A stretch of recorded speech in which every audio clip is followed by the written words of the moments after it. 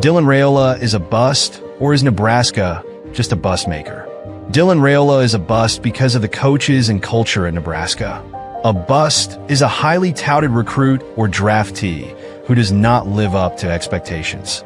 He is not living up to expectations because the coaches in Nebraska are below elite level in their profession and below the bar in personal responsibility. The culture at Nebraska is phony, tired and drowning in alcohol abuse, and the character of this culture is displayed on the field every Saturday in the fall. Raiola was an elite 5-star, can't-miss, #1 quarterback. A once-in-a-generation recruit for most big-time college football programs, and a once-in-a-lifetime steal for Nebraska. This All-American winning quarterback landed at Nebraska as a legacy and may wash out and walk away with a losing legacy. This is Nebraska's only 5-star quarterback and one of only 3 total 5-star players to play at Nebraska, and if his current trajectory isn't turned around, he will be the last. When a football program lucks out and gets a quarterback or any player of his caliber, they need to put in all their chips and win with him. This quarterback had a solid, impressive, and as expected start to his collegiate career for 2.5 games. He delivered for the team, lived up to the hype, and gave all Nebraska fans a sense of composure. But as the season progressed, past the first few games, the quarterback did not, and he has regressed every game since. The once cool and calm field general started to turn, at times, into a more consternated and confused foot soldier. Once again, he was the #1 quarterback recruit, and also, from many recruiting services, the #1 overall recruit in the nation. This type of quarterback comes to a football program and delivers an elite-level performance regardless of his coaches, teammates, or his competition. This type of athlete's performance on the field is always consistent and usually gets consistently better as the season and years go on in college. But not at Nebraska. Matt Rhule may be a good, or maybe just average, head football coach, but he is not a good football coach for great players. He may know all the X's and O's, but he is still playing checkers while other coaches are playing chess. He may think that he knows everything about football, but it's hard to think when you never shut up. When you are always thinking about what coach speak axiom you're going to use, you don't have time to think about what's actually happening right in front of your face or on the field. Matt Rhule does not have a realistic and productive grasp on the offensive side of the ball.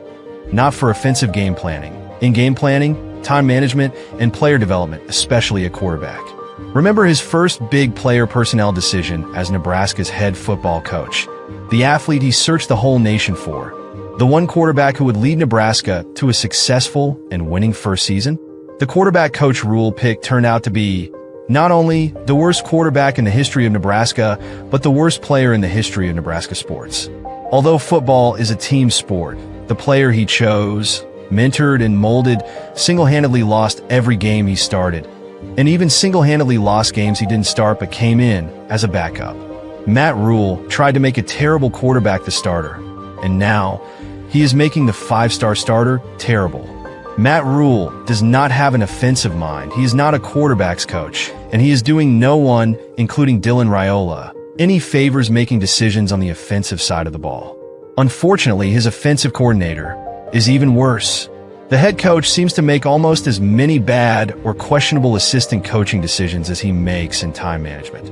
As good as the defensive side of the ball appears to be, the offensive side of the ball has been bad and getting worse. The Nebraska offensive coordinator is the worst coach on the team. Not only is he the worst coach, but he is also a strange and miserable guy and terrible role model for the players. Marcus Satterfield is an alcoholic. It is no secret that the OC is a dysfunctional alcoholic who can't stay sober. This dipsomaniac does not hide his addiction, as he will often appear drunk at work, and you will often see him at Boitano's Lounge, the bar at Old Chicago, or many other restaurant bars around town. This drunk can't make any good decisions for the team because he can't make any good or sober decisions for himself.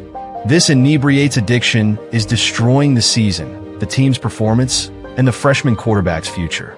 Many Nebraska fans wonder how he makes such stupid play calls and are in disbelief about the nonsensical game plan because they don't realize he is DWPC, drinking while play calling.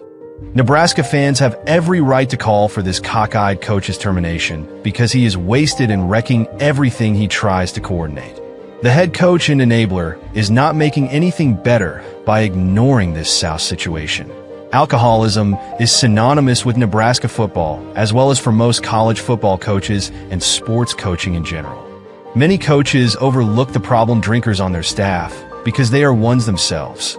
Scott Frost was by far the best example of the most drunk coach, the most often drunk coach in Nebraska, and probably drunkest college coach of all time. Frosty was another dysfunctional drunk, but instead of just sozzling up the play calls, DWPC, he flushed the entire Nebraska football program down the toilet with his drunken decisions and intoxicated excuses. Frosty and his motley crew of drunkards were an embarrassment and disaster for the university and the state of Nebraska. Respectable coaches and an upstanding institution would learn from the fuddled Frosty mess, and most would not make the mistake again. However, we are dealing with a current head coach, who many say is an alcoholic but functional alcoholic too, an institution of intellectually inbred and ineffectual administrative idiots, and a culture that is as corrupt as it is phony, tiresome, and depressing. Nebraska has a history of quarterbacks and players from all positions, regressing through their college years and reaching their peak long before their athletic career ends. The current coaching staff is continuing this retrograde tradition with long team busy work, instead of team building getting things done. The coach's preaching is already annoying and the practices are long and unproductive. The preparation is as boring and tedious as the coach's long-winded, never-ending, annoying speeches. This team has already reached paralyses through analysis and are worn out from the tired old talk from the million-dollar drunks.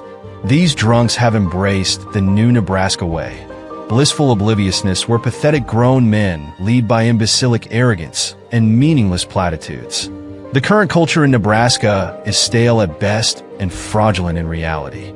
And the reality is that the head coach really is just not that good at any one thing. The offensive coordinator is a drunk who is depressing everyone, and Dylan Raiola is not a bust. Nebraska is just a bust maker.